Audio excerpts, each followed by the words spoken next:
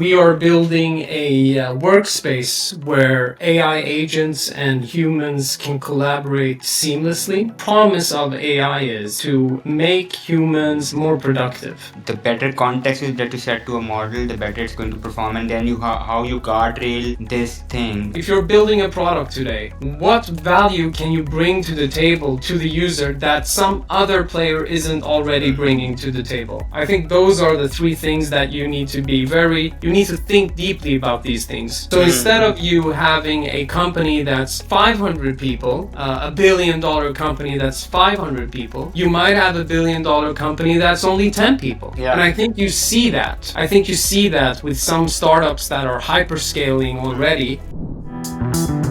Hello everyone, welcome to BetterTech. Today with me is Ismail. Hello Ismail, how are you today? Hi, I'm fine, Haseeb. How are you? I'm doing very well, thanks for asking. So, Ismail, we can really get started about knowing a bit more about yourself. Can you tell us a bit more about you? Sure. I am the CTO and co-founder of Superagent.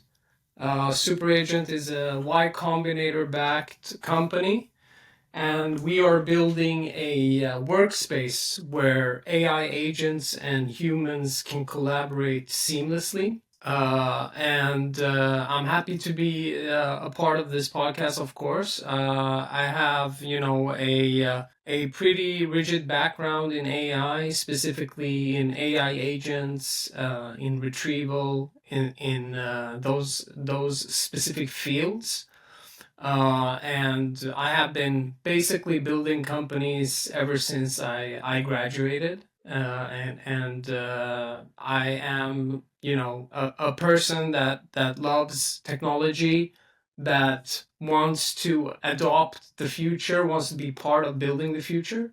So yeah, that's a bit about me. That's great. So you touched upon that you have built many companies. So have you ever worked in a company? Have you done any job or you have been into establishing companies since the very beginning? That's a good question. I actually have had one job. I was a trainee at a fairly large, company. And the fun part is that when I took that job, I was working directly with the group CEO of that company, and I told him that I will join your company, but I am looking to start my own company. So as soon as I have an idea that I want to do, I will basically do that idea instead of working for you. And he said that that was fine. And that took around, I think, 8 months, 8 to 9 months. I think I worked there, or probably around a year, perhaps, before I left and started my first company, which was a ad tech company, actually. All right. So you touched upon Superagent. So what problem are you solving? Yeah. So if you look at what the what the promise of AI is to make humans more productive. Mm-hmm. That's the promise of AI. And we have a bunch of apps currently, like ChatGPT or Gemini, that try to solve that problem. We believe there's an inherent, issue in that, because people don't collaborate in that kind of interface at all. It's a single player, user interface, which is meant for a single human to do, ask questions and get responses in a very, real time kind of way. What we're trying to build is a multiplayer experience where humans can treat the AI exactly like they treat other humans. So a good example is if you and me are working in a project together, we might chat, but usually if I want something from you, I have some kind of project management system where I, create an issue, and you might go in and work on it for a couple of days or even weeks or even months and get back to me with the result, right? So we are trying to build that kind of experience for our users. So, is it like a multi-model sort of a thing where you Yes, can have exactly. different agents and then they talk to each other?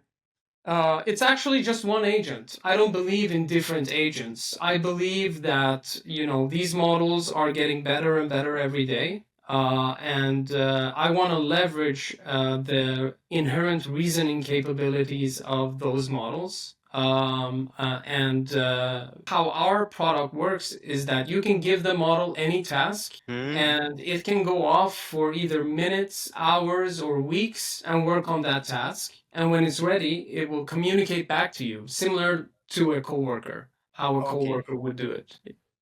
Okay, okay, okay. So right now, I mean, you're working on agents, and there is a lot of I would say trending stuff going on in this space. So are you seeing the same thing in your discussions with your customer, or what other trends generally are you seeing in the space of AI in general? I'm seeing a lot of trends, and I think that one problem with AI is that there are a lot of trends and there are a lot of influencers that are trying to push specific narratives.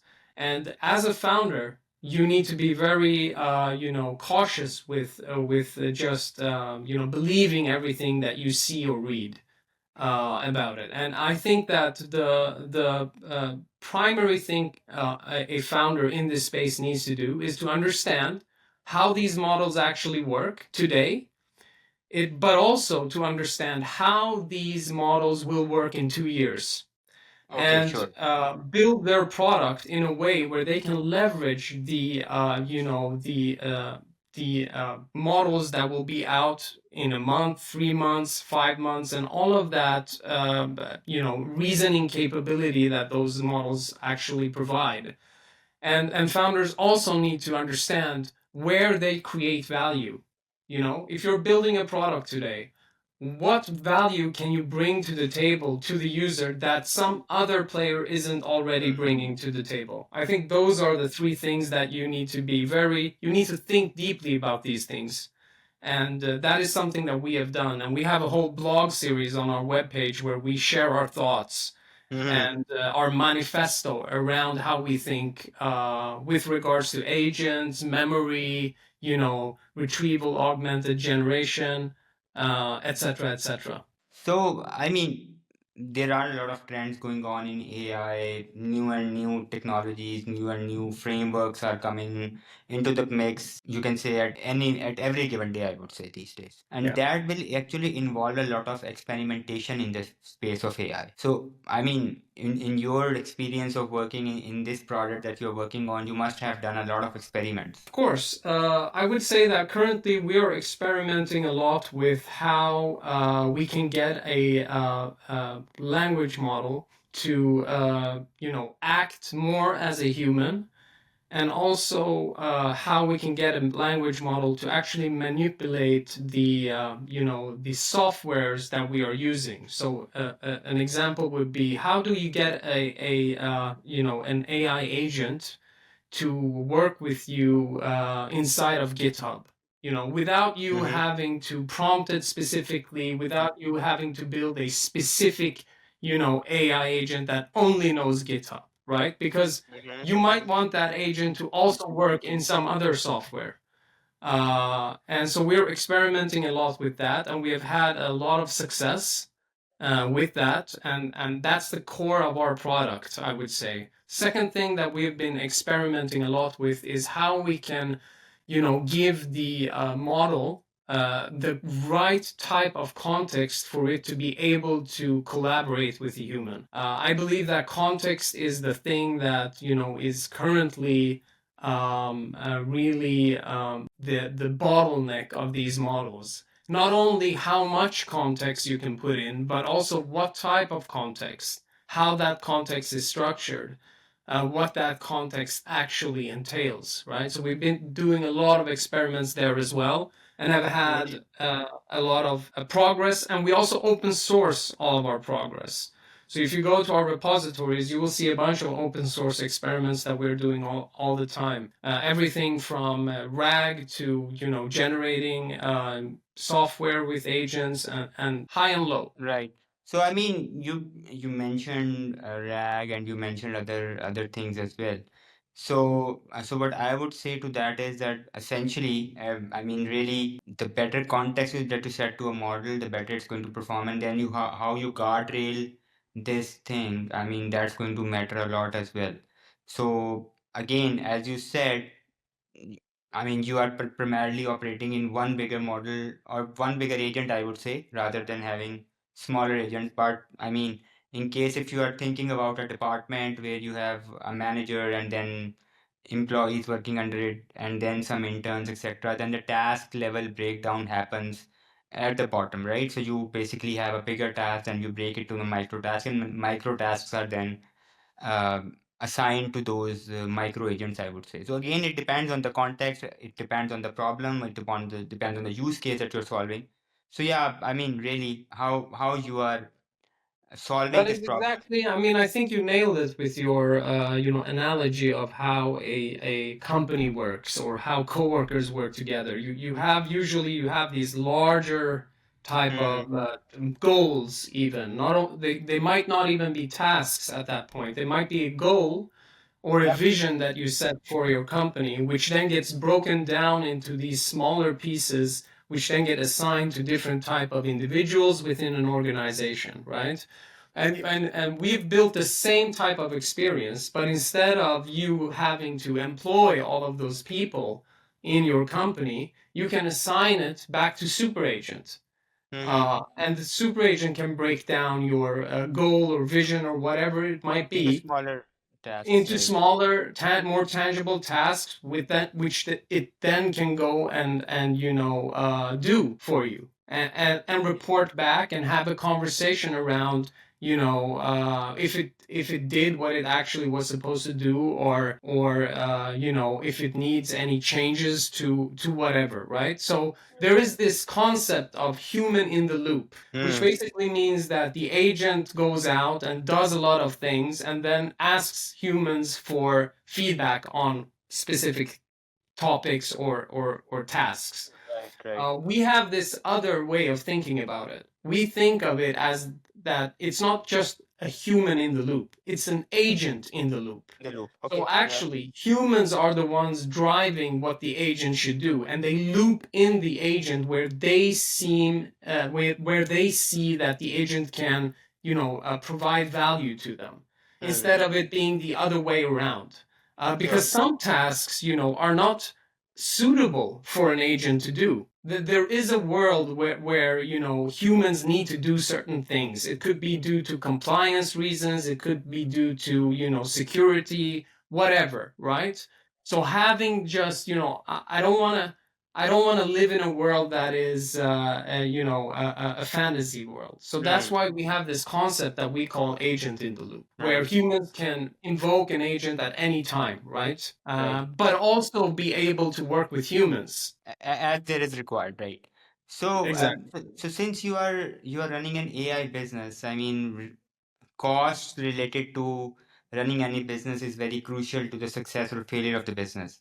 So, within this context of AI, have you overlooked your costs, or you think that you are doing decent in terms of the overall cost that you are employing to this business? I mean, the primary cost a business has is really human capital that it needs to Okay. employ in order to scale, right? And we have built, the reason why we built Superagent was not because, usually when you build a product, you build it, you have some kind of, problem that you want to solve for others, right? We didn't build Superagent in order to solve a problem for other people. We built Superagent to solve a problem for ourselves. We are a very small team, and we believe that, in the future, you can scale to a lot of revenue, to a lot of ARR, MRR without having to employ hundreds of people. Hmm. And that is the thing that we are trying to achieve with Superagent internally. So we are actually users of our own software. That's why we started building Superagent and then Right. gradually started onboarding other people. So I think the cost thing is a really important part, and I think that AI helps humans solve that problem by making them much more productive than they would be otherwise. So instead of you having a company that's 500 people, a $1 billion company that's 500 people, you might have a $1 billion company that's only 10 people. And I think you see that. I think you see that with some startups that are hyperscaling already, and with a very nimble team. Yep, for sure. So, within AI space, what are some of the biggest opportunities you are seeing coming in the future?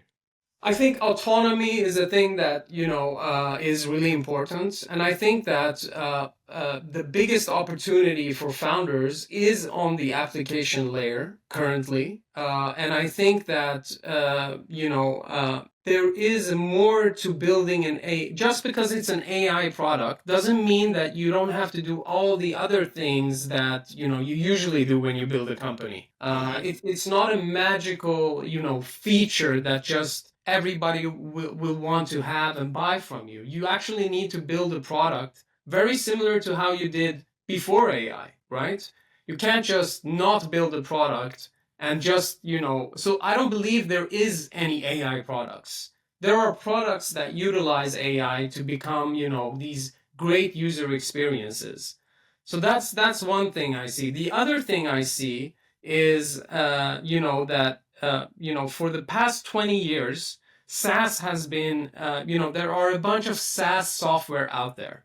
And most of these SaaS companies focus on their top 10 biggest customers.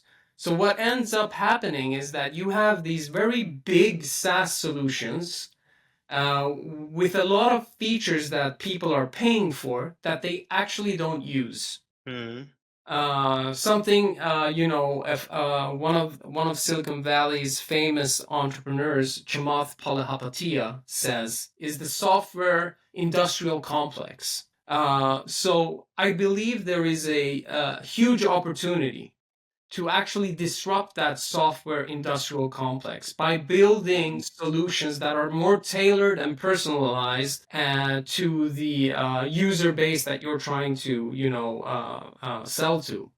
And I think that is a powerful thing with AI. It has this capability for a smaller company to actually disrupt a larger incumbent, given that you actually build a product that makes sense for the user base that you're trying to approach, right? So I think that's a huge opportunity. So before we close, I would really like to ask you some questions that are in the rapid fire format. So Let's I will go. just ask you a question, say whatever comes into your mind immediately, and I'll move to the next one. So Yes. I'll quickly start on that. So what is the one industry that you think AI will completely transform? Software development. Mm-hmm. So what is the one habit that you have which you think keep you at your best in terms of your professional attitude? Code every day. So AI trends, you mentioned quite a lot of good things there. What do you think is an overrated AI trend? RAG. So which tech leader do you most admire? Oof, that's hard. A lot of them. A lot of them. If you have to pick one. If I had to pick one, I would probably pick. That's hard. That's a hard question. That's a really hard question. I don't know. I don't know the answer. So you will pass it. I will pass. I'll pass on that. So GPT-4, Gemini, DeepSeek, ABC, XYZ, what's your preference and why? Claude 3.7. All right. And why? Because it's just a great model at coding and reasoning. And what's your favorite productivity tool or app that you use every day? Superagent. So you are sort of the opinion that charity begins at home. So Yeah, so I replaced all of the software with Superagents. So that's great. That's great. So in the end, I mean, what advice would you like to offer to companies who are looking to future-proof their business and want to have AI and automation into their mix? build a company based on what you think the future will look like in 3 years. And any specifics to that? I mean, do they have to use AI into their offering or into their I would productivity say, I mix would or what? say, yeah, I would say that they need to use AI either internally to build their own team or in their product. One of those. Both, preferably, of course. But I think the first one, leveraging AI internally to build whatever type of company you're trying to build, might be a service company, it might be a consultancy firm. I think that is the real gold. And what suggestion would you have for anyone who is looking to, start an AI business? Suggestion is to, before you start anything, you must be a user of AI. So you need to use AI to actually start that company. If you can do that, that is a great thing. So, Ismail, at that note, I would like to thank you for your time today. I really appreciate it, and I thoroughly enjoyed the conversation. And I hope that we will host you again sometime soon on some further details about Superagent, as how you are transforming the businesses and the lives of the users that you are engaging with. Thank you so much for having me, Haseeb. I wish you a great day. Have a good one. Thanks. You Bye. too. Bye.